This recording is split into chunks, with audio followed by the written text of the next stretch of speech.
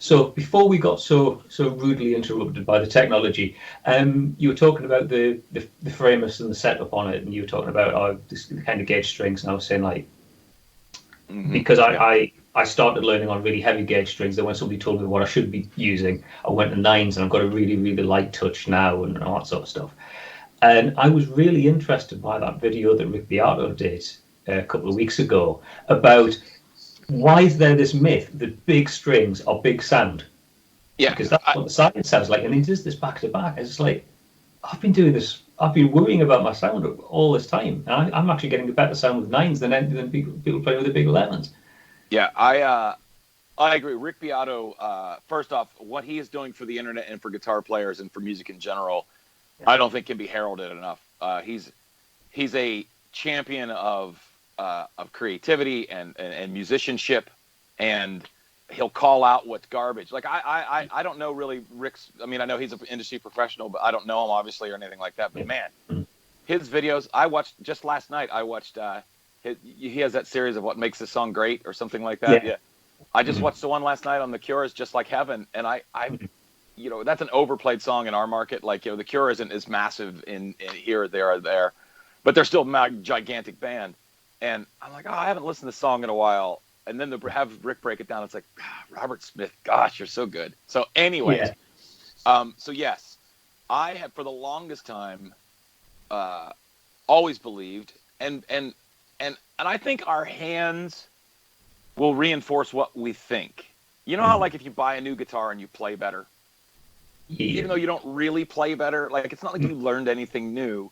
Now there is diminishing returns. Like you can go from there are some introductory guitars that play fine, and there's some that play absolutely horribly. So when you go from an introductory guitar to a mid-level guitar, everyone's playing generally gets better because now the guitar is not pushing back as far. But once you get to a good mid-level and a setup that you like, when you go from a mid-level guitar to the kind of boutique-y kind of guitars, do they really play that much better, or are you just playing them better? So I'm going to take that idea and apply it to the heavy strings, heavy tone. So Rick, just a synopsis if anyone hasn't seen Rick's video, is they did a side-by-side comparison, same tone, same guitar, switch strings, played the same riff back to back to back to back. And it wasn't, and what they start with, 12s maybe? I think it was definitely the lightest. I think they went for definitely 11s, possibly 12s. Yeah, but at the very least they went from 8s to or from 11s to 8s, and the noticeable difference in tone was it was even just slightly different to the point where you could say there was no difference. And I think, me personally, I can't speak for everybody else, I always was told bigger string, bigger tones, and I dialed my tones in to manifest the bigger sound that the string was making.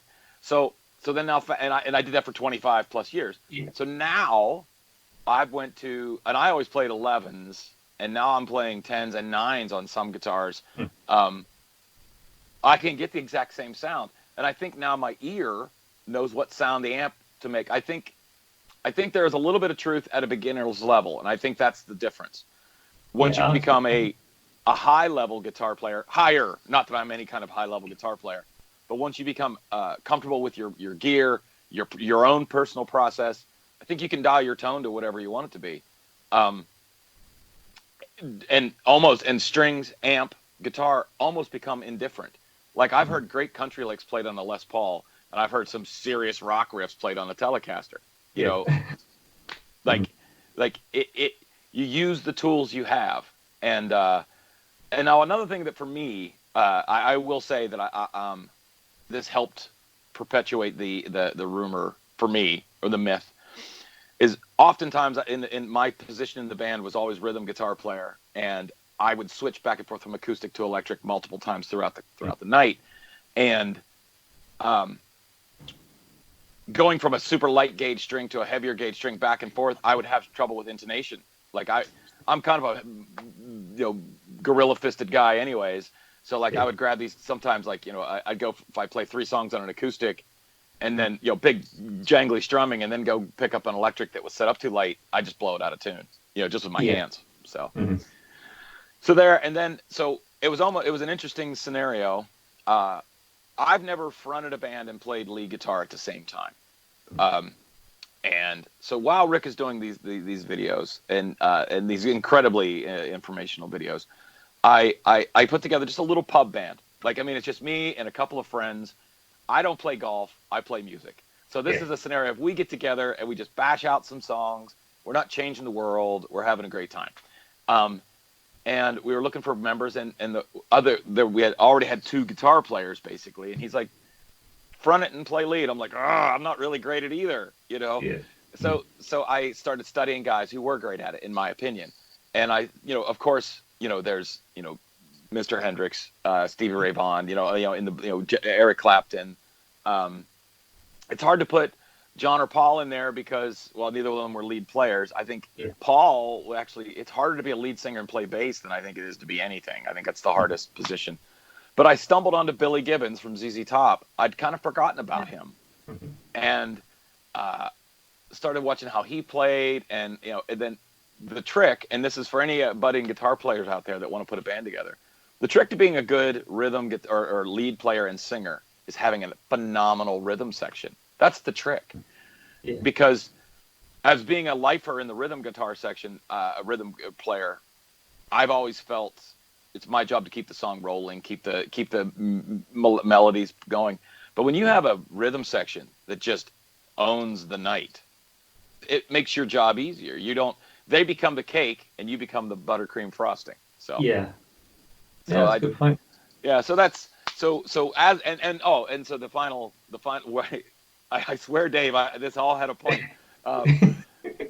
Billy Gibbons famously uses 7s. Like an incredibly light gauge, and although his tone is definitely 80s, with that heavy compression, and I think it's chorus on there too, but it's like it's got that whisper after everything he plays, but you can't say it's light. It's a heavy tone. So that's so Billy Gibbons, Rick Beato, my own explorations, and that to add one more thing, I think we discussed earlier, we're about the same age. I'm 49 going on 50. After playing at such a high level of performances, like I've been averaging 200 plus shows a year for, I don't know, a long time. These meat hooks, I'm starting to have problems with them. They're not as good as they were, and I'm starting to get some phantom pains and things like that. So after I had a few doctors check them out, and they're like, your hands are basically fine. What you do is hard on your hands, so figure it out. I'm like, oh, cool. Thanks for that, doctor.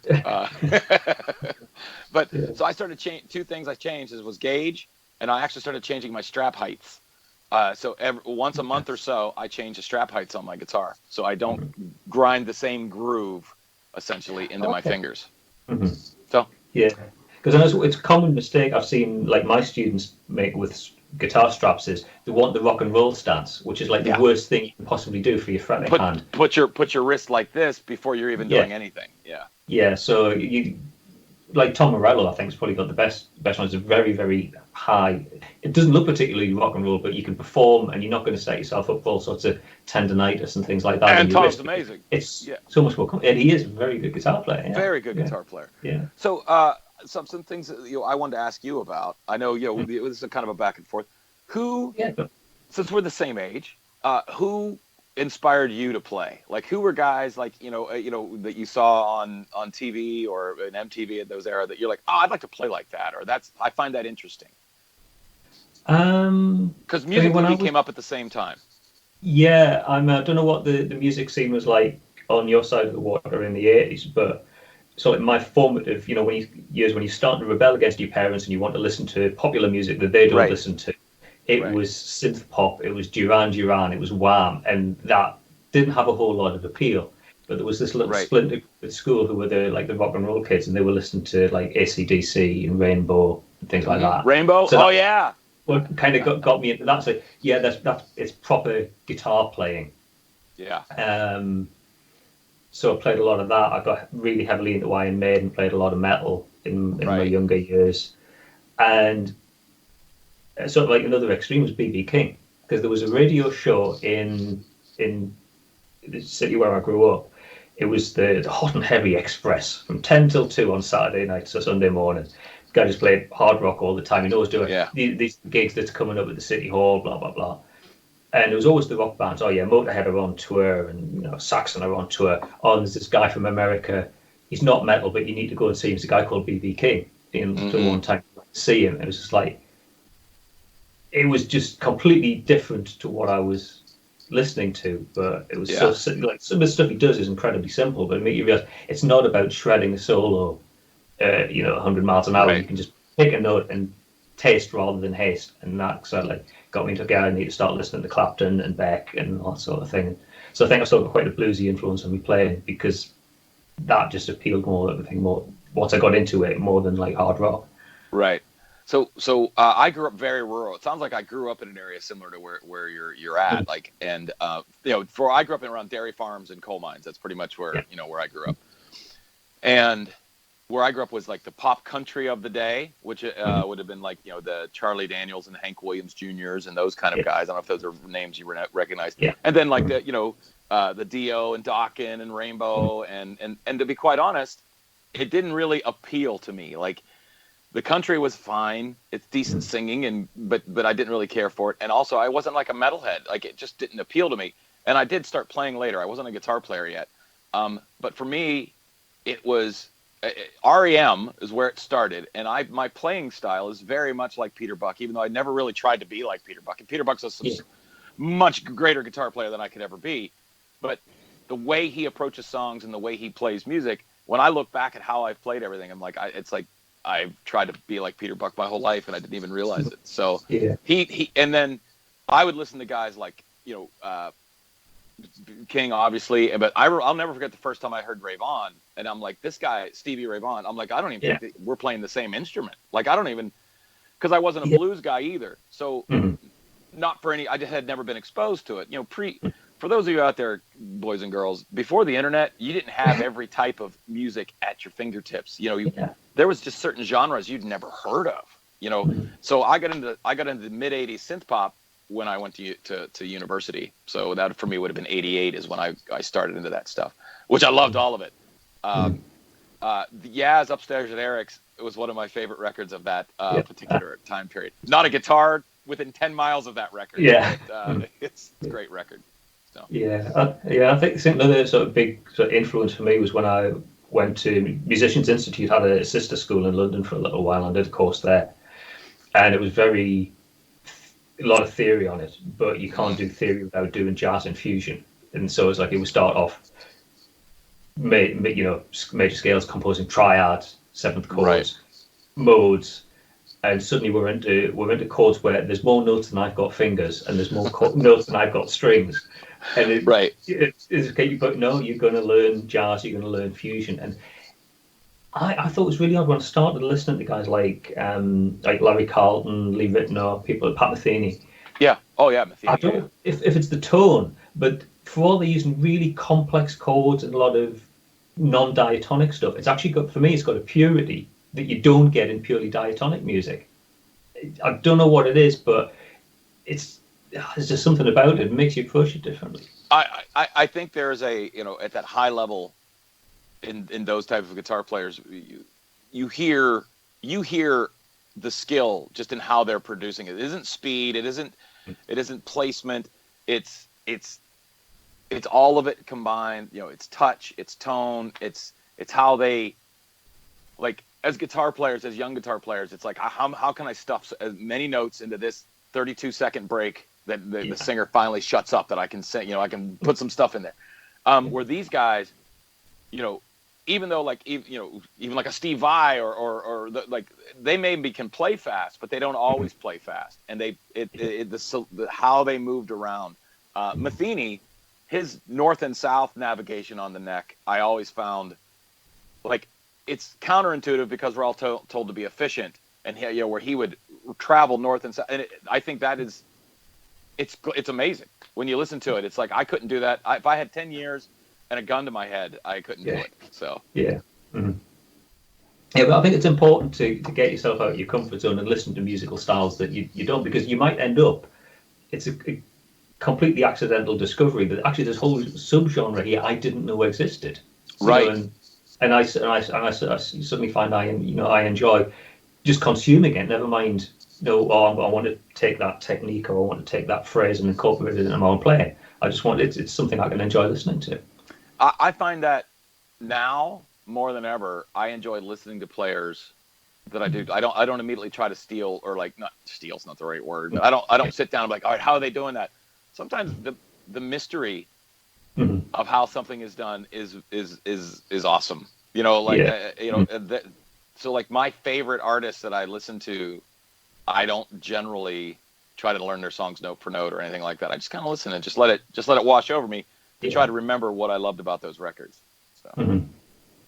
Yeah, because I'm guilty of listening to a lot of music. It's background. I'm doing the day job, so I've got my headphones in, listening to music, or I'm driving somewhere, I've got music on in the car.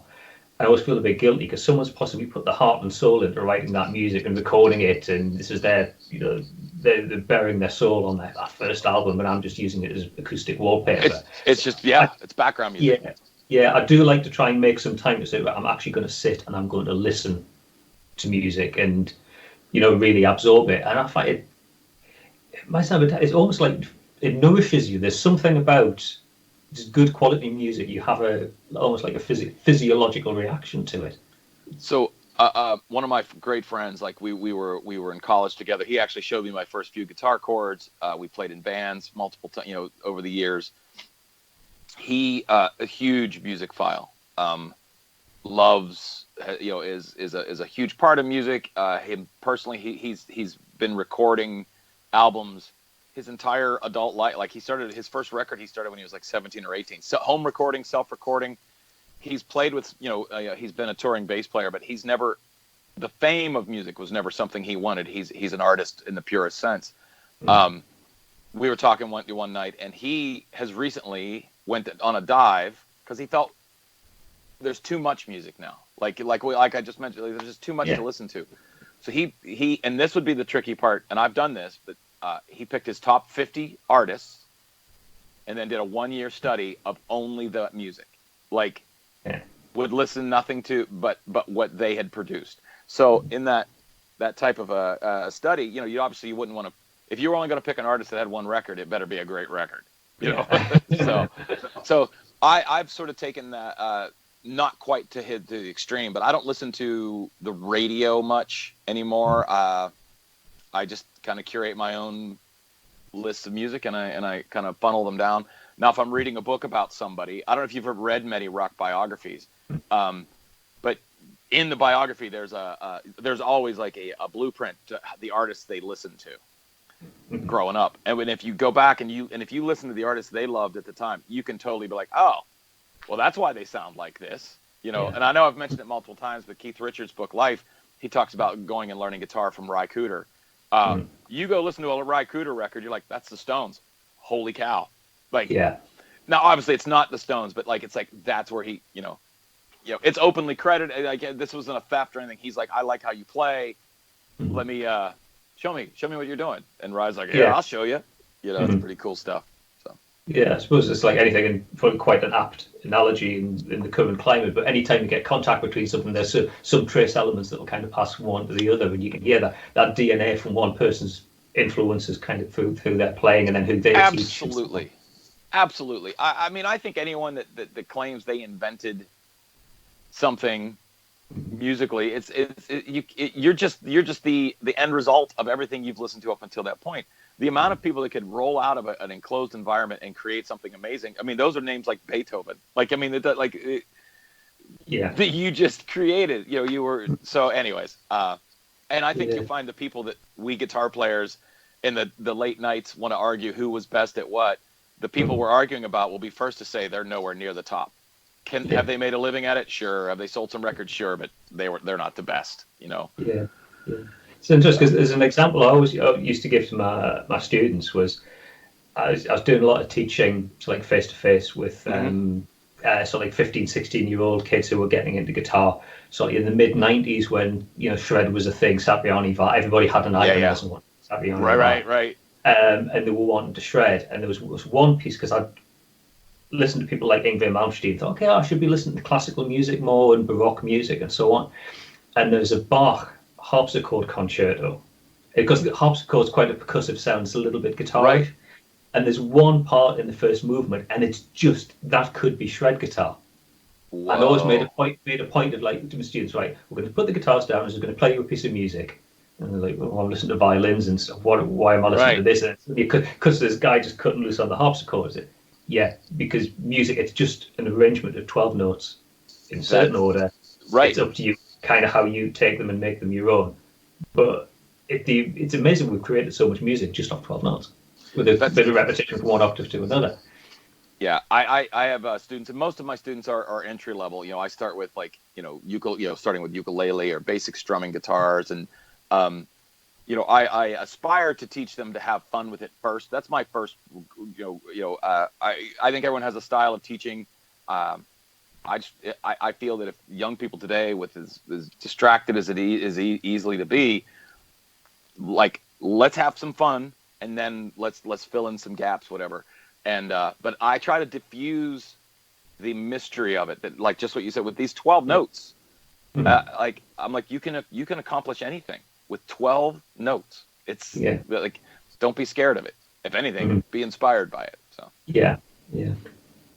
So do you tend to get your students into a little bit of theory as well, so they can understand what's going on with these 12, or is it more just about getting them, you're a beginner, here's something you can play it so you can bond with the instrument?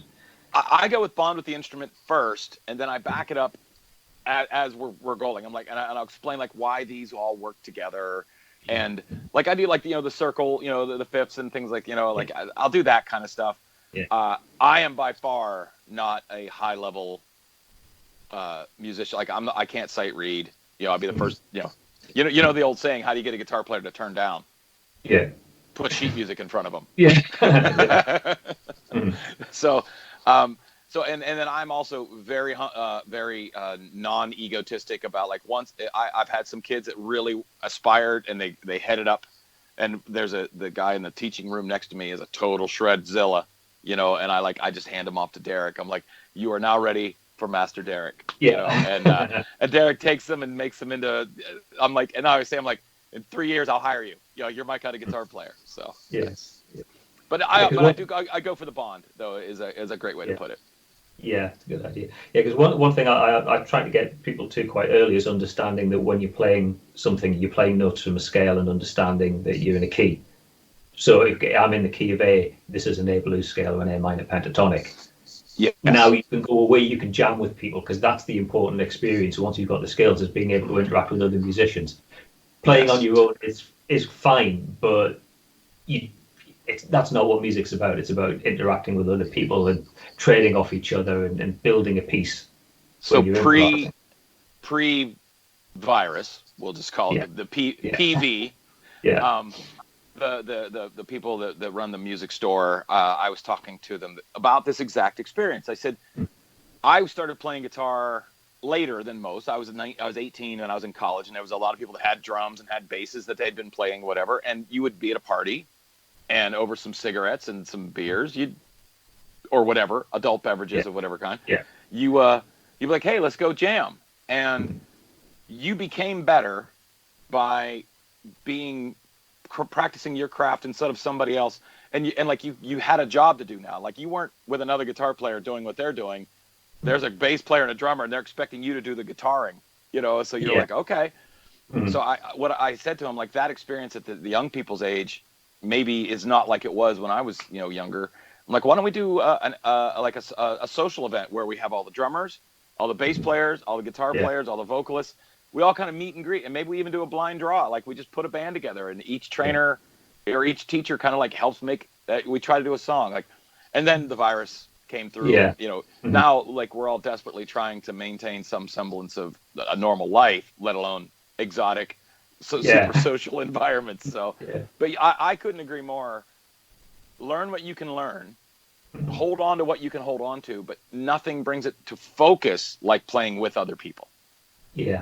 That's always my thing. When I have a lot of kids that like, what song should we learn today? And I'm like, this is always the struggle for me. I'm like, I can teach you one of a million songs, but they're all songs I like.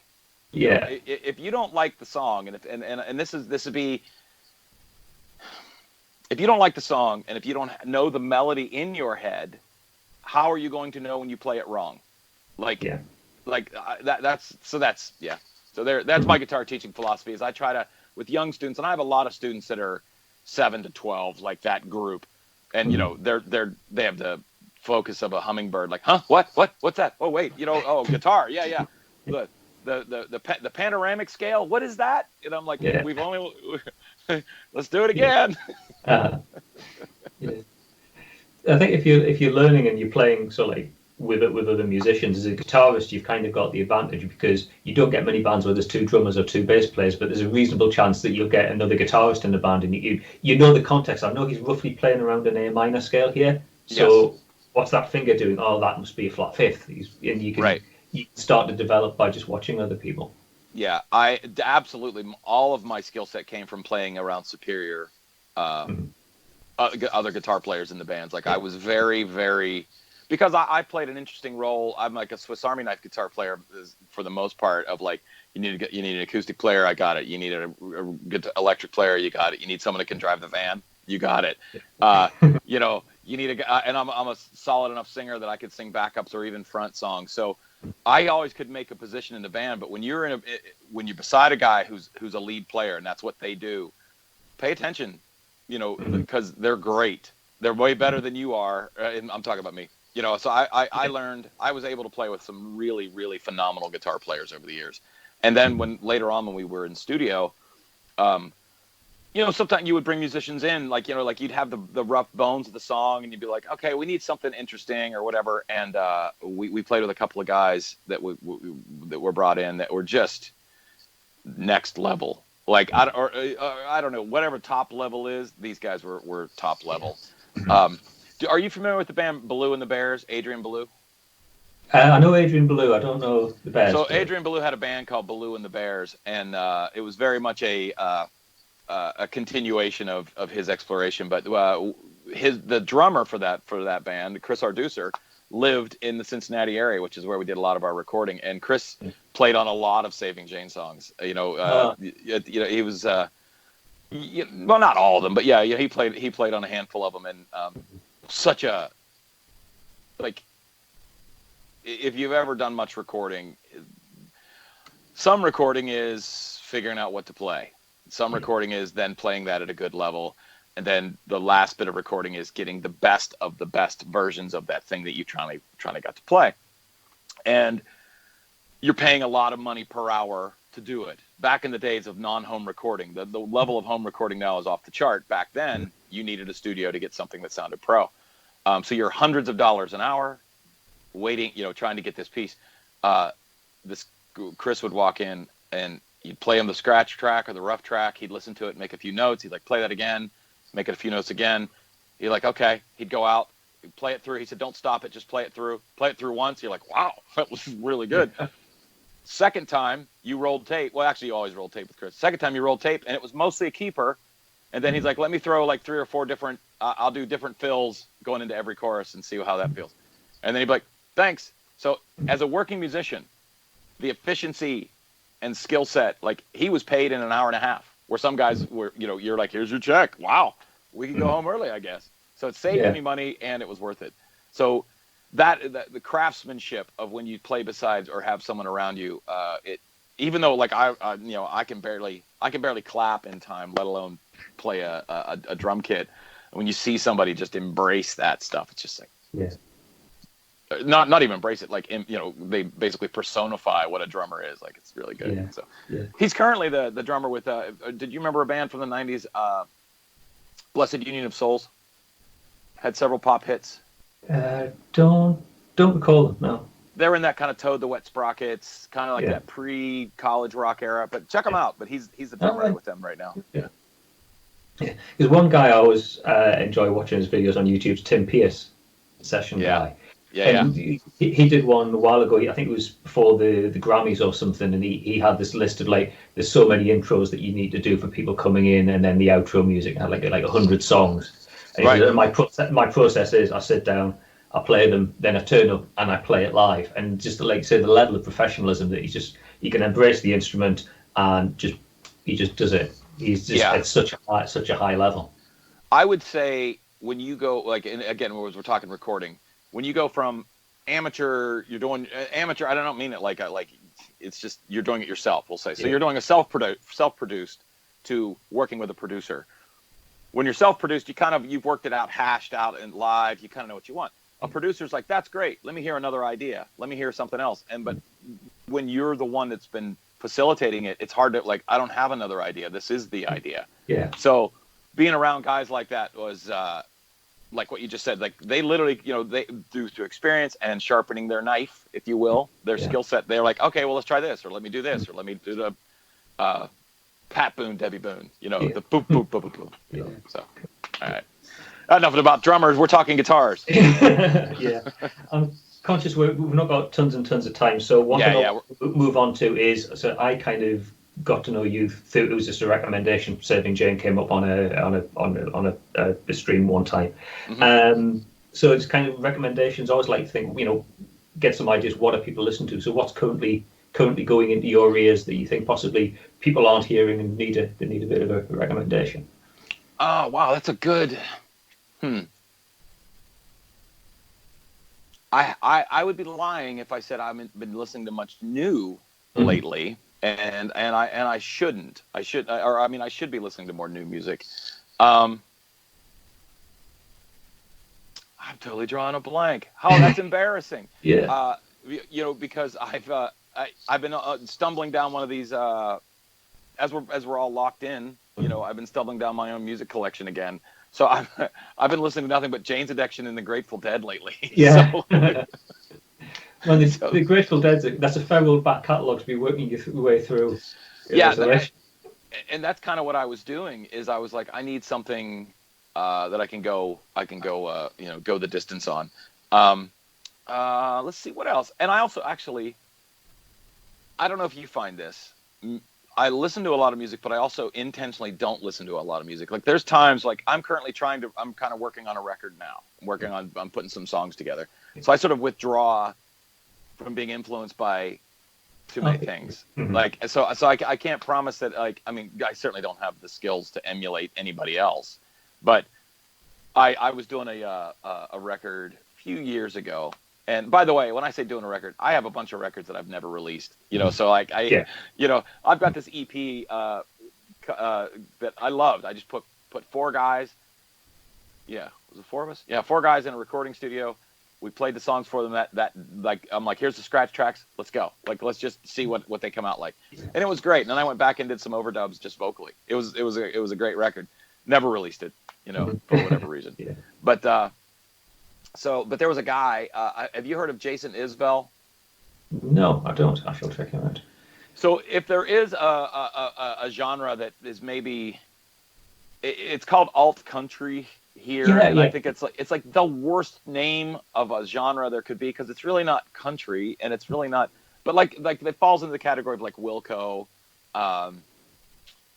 Billy Bragg, like that kind of stuff. But he was in a band called the Drive-By Truckers for many, many years. And Jason is the guitar player from the Truckers. Then he went on and did a record called Southeastern. And I believe it was 2014, maybe 2015, something like that.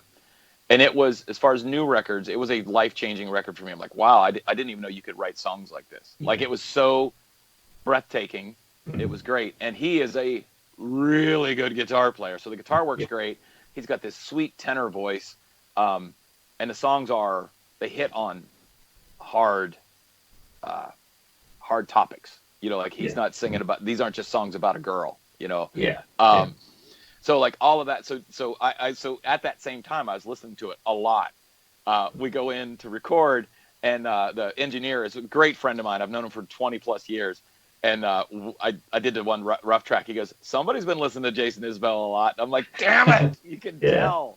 So, and then earlier in the show, we talked about I went down the rabbit hole of John Mayer. So I've been listening to a lot of John Mayer, Grateful Dead, and then also I just recently watched a really interesting documentary on ZZ Top. So I've kind of been listening to some, because in my age bracket, ZZ Top's big record was Eliminator and then Afterburner. Those were the two big ones, and those are the ones that I knew the best. And they have a lot of records that aren't those two records. And I've been listening to like Tres Amigos a lot, but old stuff. So I wish I could say I was listening to a lot of newer stuff, but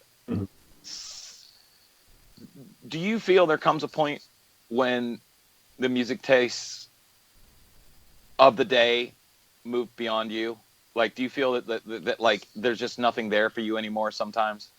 Certainly here, this, like, if you're listening to mainstream radio stations, the stuff that the youths are listening to, it's like, you know, I don't even know the genres, so I'm going to sound incredibly out of date, like hip hop and drill and all that sort of stuff.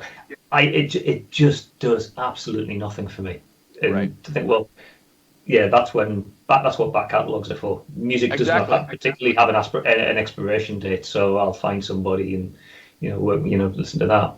And what I find is that the time capsule of music, when you go back and you listen to and I'm a big lyric guy. As much as I love guitar, a good song is a meeting of those things, And when you listen to like some songs from the '60s and '70s. And these things these outcries that we all have now culturally, they were singing about it then too. Like, I'm not saying that we've gotten better, but I don't know that we've gotten worse. We're just different about it. Like, so it's interesting that you're like, well, these same, inequalities and these same horrible things that we find that we've become, we maybe always have been. I don't know. But it's interesting that you say that, as music doesn't have an expiration date. And, that's I might embrace that on the next Pat's Pandemic podcast. I might talk about that a little bit. Yeah, because I do teach a lot of Ed Sheeran songs. So so I've come to like his style. I do like an acoustic guitar player. I like the percussive acoustic playing, so that sort of pull off and slap kind of style. Yeah, he's really, really good at it. And as perpetuators of the art, we always have to be glad somebody's selling guitars. Like, I'm glad that there's a young person that other young people love who plays a guitar openly and publicly. So it's like, oh, cool, a guitar player. We're capoing up and we're playing in G, but who cares? The songs are great. He's a great prolific songwriter. I mean, everything he writes is just like, it seems like it's a hit record. Like he writes a note to somebody and it becomes a hit record. So because it was one of the I think the American newspapers back end of last year said, who is the new Van Halen? Who's the new Edward Van Halen for this generation? There isn't one. It's Taylor Swift. Who's playing guitar, musically valid. If you want to judge what valid is. It's totally musically valid. And kids are into it. So, if we haven't got guitar heroes, there's somebody who plays guitar. So it's time to change. And that's, like, I don't know if you play out much anymore, if you gig very often, but like I noticed the gigging audience has gotten older with me. Like, they haven't filled in underneath as young. Yeah. And I don't know. I'm hoping for that crossroads moment where some young guitar slinger comes out and like Kurt Cobain, I guess, would be the best example of, although I wasn't the biggest Nirvana fan, and I've went on record multiple times about it. Like in my the Rock and Roll Book Club, we did a book about Kurt Cobain, and it's one that came out fairly recently. And going into it, at the time, in 90 or 91, when that record really exploded, I was on a college campus, into the alt rock scene, punk, and so when this record dropped, it was a major label drop. And back then, if you were a major label doing punk rock, you were a poser. Like, you were no good. It's like, why aren't you on Sub Pop or one of these other million record labels? So I had an immediate I don't like it.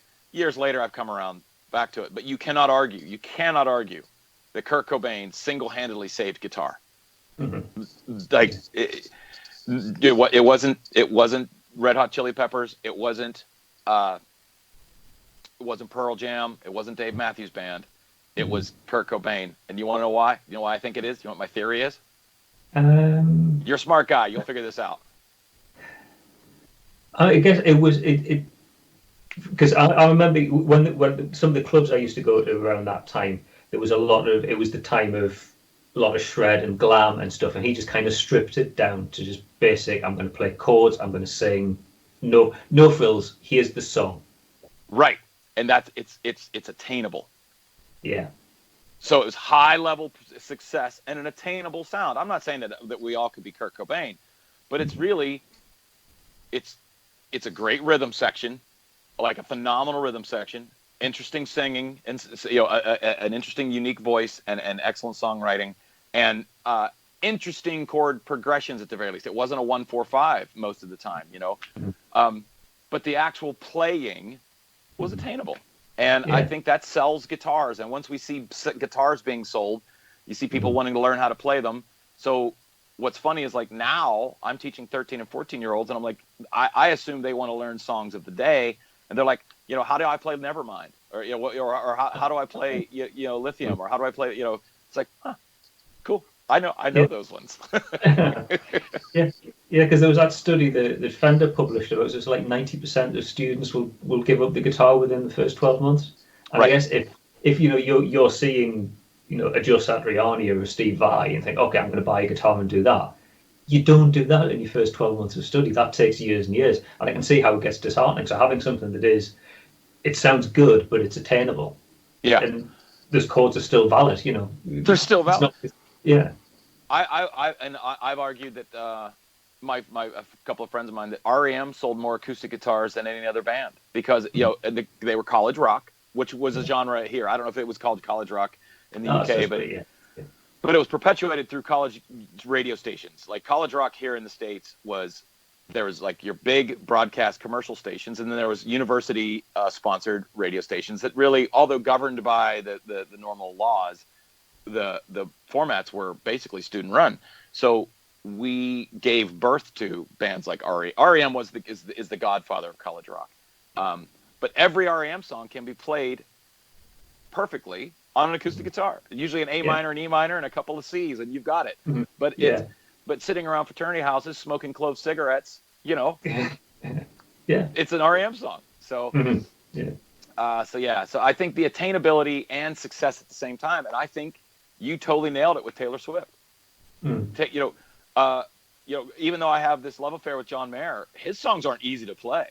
Like, his chord choices, although where they fall in the scale, although they might be a 1-4-5, but his choices of position is super tricky, at least for gorilla hands such as myself. Because I think something is quite important is, I've seen students do this where they'll try and get the fingers around either a chord progression or like a lead part, and you can hear the movement of the finger. You can hear the concentration. I think when you get something that's simpler, it just flows and it sounds like music that you want to listen to, rather than you actually hearing you are experiencing the process of somebody actually constructing that tune on the fretboard. I try to nice listening experience. So I do an exercise with all my kids. I call it one finger, one fret. I did not invent this, but you chromatically, I don't care where you start, you go up, start on the E, go up 4 strings, and then you drop down a string and you go from 4 to 1. Then you drop down, go from 1 to 4, 4 to 1. Yeah. And that's the first thing I start with. And then I tell them, after you've gotten to the point where you can do that without looking at it, now I want you to try to play it musically. It's not a song. It's clearly not a song. You can't chromatically just strum a guitar, and but try to play it in a musical fashion. And I've tried to find ways to adapt that to every person, but to play it in a musical fashion, like, it's not music until it becomes musical. Just plucking a note is not music. So. So before we go, do you want to do any gratuitous self-promotion or plug anybody? So my name is Patrick Buzzard. It's my real name. That's the first thing I get asked for. So if you just look for me on social media under the Buzzard King. It's either, like on Instagram, it's just at Buzzard King. On Facebook which is where I do the Pat's Pandemic podcast. It's just it's Facebook. Patrick Buzzard. This weekend, probably here in the next 2 hours, I'm going to push that out to YouTube, because I haven't been doing that. just to get a wider reach. And when that happens, I'll drop a link. And if just anything is great. I'm headed towards the charity business, like working for positive things. So if anyone ever wants to help out, I'm gonna work towards those types of things. And I don't have anything I can officially drop yet, but we're gonna stay in touch. And I'll keep you in the loop as far as what that's gonna be. It's actually it's an aggressive project, but I think it's going to be it's currently my full-blown passion. PV, pre-virus. Mm-hmm. So. Yeah. Okay, well, that's great. Thanks very much for giving me some of your time and having this chat. Thank you. It's always good to talk to another musician, get some positive stuff out there onto YouTube instead of some of the negativity. So thanks very much. Take care and all the best, and stay healthy and stay well. You too. Stay well. Cheers. Cheers.